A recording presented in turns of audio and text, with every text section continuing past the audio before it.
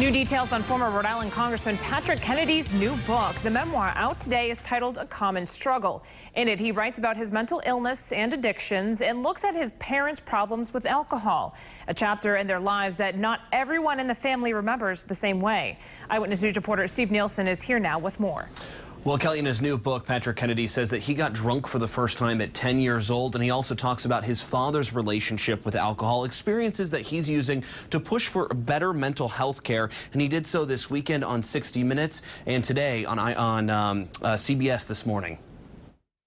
I told this story about my life, which I can't separate from my family's life, because it's important that we, all of us, break the silence and the shame surrounding these issues. Former Rhode Island Congressman Patrick Kennedy breaking what he calls the Kennedy Code of Silence, writing a book titled A Common Struggle, talking about his famous father, the late Senator Ted Kennedy. Talking about his challenges does not take away from the fact that he was the greatest United States senator in modern history. Patrick also addressed his own struggles with bipolar and anxiety disorders and substance abuse. I put vodka in Poland spring water bottles, and I put Oxycontin in Bayer aspirin bottles. Kennedy says the struggles ran through his family. His mother famously battled alcohol addiction and depression. And in the book, Kennedy says his father battled alcohol abuse as recently as 1991, while his cousin, William Kennedy Smith,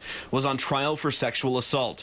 Kennedy's brother, Ted Kennedy Jr., disputes the accuracy of the book, saying, quote, "I am heartbroken that Patrick has chosen to write what is an inaccurate and unfair portrayal of our family.